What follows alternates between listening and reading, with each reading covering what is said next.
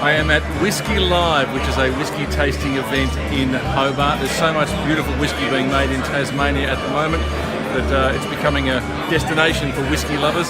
And so here's a destination for whiskey lovers of Tasmania. I've just tried my first one. I won't say what brand it was because it was horrible. It was really, really horrible. It just smelled of ethanol and really nothing else. I don't know what, they just kept it in a metal bucket instead of an oak barrel perhaps. We'll see how the tasting goes on, shall we? So it's about an hour into our whiskey tasting now. We've just been to a masterclass with Sullivan's Cove. They're showing us a couple of different bottles that they've brewed over the years. Magnificent. Best thing that we've had all night. We've had some interesting stuff. We had some Scandinavian whiskey, which was generally weird and unpleasant. We had some American wheat-based whiskey, which was absolutely beautiful. The cask strength, which I thought was going to be too much, was smooth and delightful, and a relatively inexpensive Scottish whiskey, which was also smooth and delightful. It's interesting that the thing that's the most expensive is not always necessarily the best. It's now 8 o'clock at night. We've been here for 2 hours. We've tried about well over a dozen whiskies, so going strong.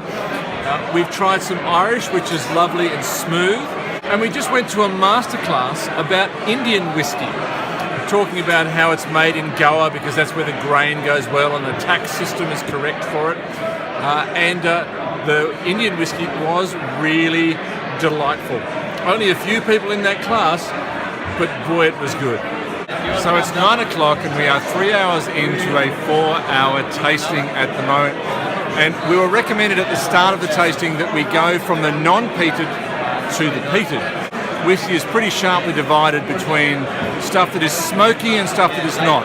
You actually burn peat, that horrible vegetable matter, out of a swamp that's been dried out.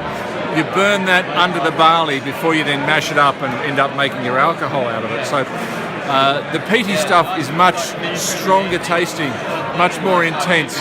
And so we've moved on to the peaty part of the evening, and oh boy!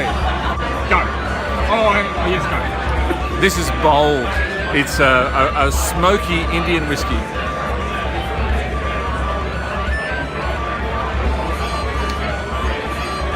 You kind of roll it across your tongue to get the full amount of flavours out of it. It's pretty good. It's smoky, but it's still very smooth.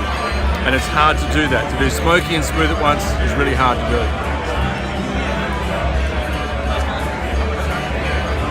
Hua. So, after 4 hours of drinking whiskey, here we are at the end of the whiskey tasting, and there's so many wonderful things we've had tonight from Ireland, from America, from Scotland, but the best stuff overall is the stuff from Tasmania. There's half a dozen places in Tasmania making world-class whiskey, and they are very much my favourites. That said, it's not what I've bought. There's a bottle shop at the end of tonight, and I've bought an American whiskey made of a mixture of rye and wheat, which is absolutely beautiful, and cask strength, which is 67%, which is really strong enough for everybody.